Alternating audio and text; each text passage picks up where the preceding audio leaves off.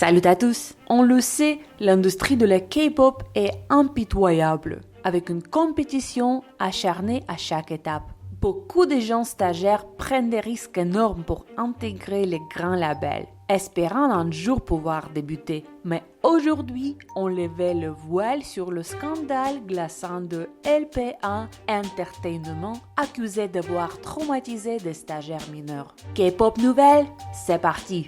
Plongeons dans l'affaire. En 2022, LPA Entertainment a été épinglé après des révélations choquantes. L'entreprise exigeait que ses stagiaires, souvent mineurs, envoient des photos d'elles en sous-vêtements. Des messages partagés en ligne montraient des échanges sur leur poids avec des justifications troublantes.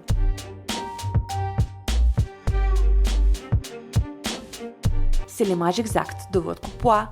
Les contrôles de poids sont nécessaires car nous devons connaître la silhouette de la personne. Si tu n'aimes pas ça, comment peux-tu dire que tu veux être une idole de la K-pop?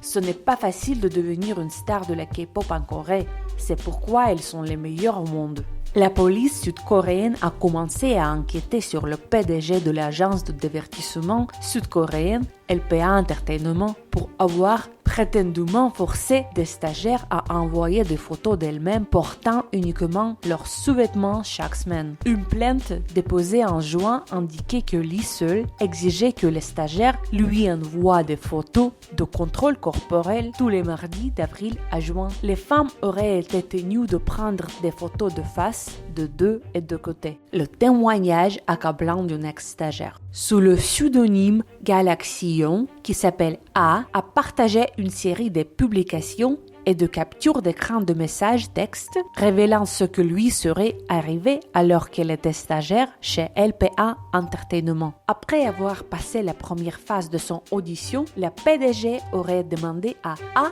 ses détails de KakaoTalk afin qu'il puisse passer à la deuxième étape. A d'abord arrêté après que lui ait demandé une vidéo de danse, mais elle est revenue 3 semaines plus tard. Bien que LPA Entertainment demandait fréquemment des vidéos de danse et de chant, ils avaient ensuite commencé à demander des photos de A sans leurs vêtements à des fins prétendument diététiques. A ajouté qu'elle était mineure et qu'elle se sentait très mal à l'aise avec la situation. Le stagiaire a ensuite demandé des exemples pour clarifier ce qu'il cherchait. Je pensais que je me trompais, alors j'ai demandé un exemple de photo et ils m'ont envoyé des photos de 2 membres d'Angèle Rue sans vêtements et avec leur mensuration à côté d'eux, a écrit A. Elle a exprimé qu'elle se sentait sale et peu sûre d'elle après les photos et qu'elle ne voulait plus contacter LPA Entertainment. Une ancienne stagiaire du groupe d'Angèle Rue s'est également manifestée et a déclaré à la chaîne d'information coréenne YTN qu'elle se sentait anxieuse à l'idée d'envoyer les photos et craignait qu'elles ne soient divulguées. La jeune fille a ajouté qu'après avoir eu une conversation avec sa tante, toutes les deux ont estimé que l'envoi des photos dépassait les limites. L'entertainment m'a demandé d'envoyer les photos, mais je n'étais pas sûre de devoir le faire. Alors j'ai parlé avec ma tante qui m'a dit « c'est un peu trop ». Alors je ne les ai pas envoyées, a déclaré l'ancien stagiaire à YTN. J'étais aussi inquiétée. Si j'envoyais les photos, je ne saurais pas comment le PDG les utiliserait. Lee aurait affirmé que les photos des stagiaires internationaux et coréens étaient consensuelles. Il a ajouté que c'était une méthode pour aider les stagiaires à débuter plus rapidement. La police d'Incheon a perquisitionné le bureau de Lee et a confisqué son ordinateur et son portable. Les enquêteurs menaient une analyse médico-légale sur les appareils de Lee. Plus tard, le populaire compte ex-Nugu promoteur a partagé qu'un des membres du prochain groupe a partagé que l'ancien PDG était maintenant en prison, mais il n'a pas été confirmé sous quelle accusation.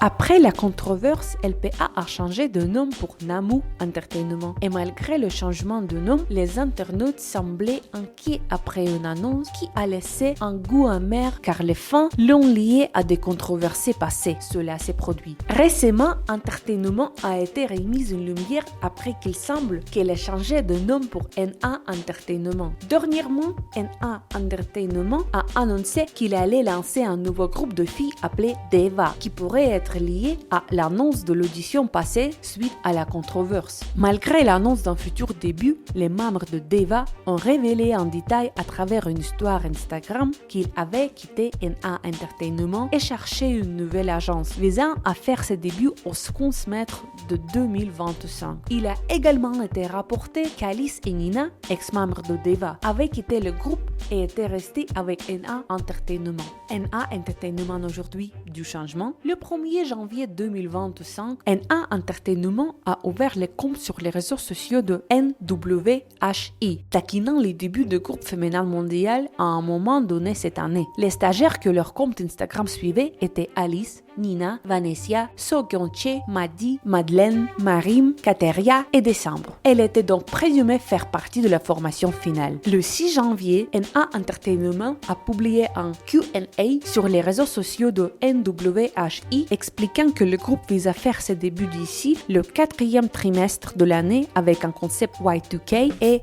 High Teen. Malgré la publication d'un teaser de 9 membres, ils ont précisé que la première formation n'était pas encore finalisée et pourrait éventuellement passer à 7 ou 11 membres. Dans le Q&A, ils ont également abordé la sécurité de NWHI et les autres artistes après que des inquiétudes pour eux aient surgi lorsque le passé de l'ancien groupe de filles de l'agence Engelru a refait surface. L'agence a reconnu le système injuste et les abus qu'ils ont soutenus il y a 3 ans en disant qu'ils réfléchissaient et se repentaient de cet incident. Selon NA Entertainment, le système antérieur a été aboli et ils accordent désormais la priorité à la protection de leurs artistes. Ils ont également déclaré que bien que les communications avec les fans sont importantes, ils valorisent leurs artistes en évitant le stress que les commentaires racistes et malveillants apportent. C'est pourquoi, à partir de maintenant, leurs sections de commentaires sont fermées sur les réseaux sociaux. Le 7 janvier, Sogyeonchae n'a plus été suivie par le compte Instagram de NWHI. On suppose qu'elle a été retirée de la formation ou a quitté le groupe pour des raisons inconnues. Quelques jours plus tard, le groupe a suivi Nicole, faisant allusion à son ajout au groupe en tant que nouveau membre. Le 22 janvier, NA Entertainment a confirmé la programmation finale et a révélé que NWHI fera ses débuts en novembre. La date exacte est encore inconnue. En mars 2025, Madeleine, Décembre et Kateria ont été des abonnés du compte Instagram de NWHI, faisant allusion à leur départ du groupe. Le 21 mars, Sogyeonchae a rejoint le groupe sous le nom de Ria M. Le 3 avril, Ria M a quitté le groupe en raison de problèmes de visa. Le même jour, NWHI a taquiné un nouveau membre sur son compte Instagram. Le 4 avril, NA Entertainment a publié un avertissement contre les personnes qui ont créé des deepfakes de la membre Alice, leur donnant une semaine pour supprimer ces images. Sinon, il entend une action en justice contre ses créateurs. Préoccupation persistante. Avec l'histoire sombre de NA Entertainment, les fans sont légitimement sceptiques. Les changements constants de programmation semblent louches et les internautes se demandent si l'histoire se répète. Pourtant, les filles s'entraînent dur, publiant régulièrement des mises à jour. Nous espérons que NA Entertainment a vraiment changé, mais seul le temps nous dira s'ils ont appris de leurs erreurs. Merci d'avoir regardé. Donnez votre avis dans les commentaires. N'oubliez pas de liker et de vous abonner à la chaîne pour ne rien rater des actualités les plus brûlantes de la K-pop.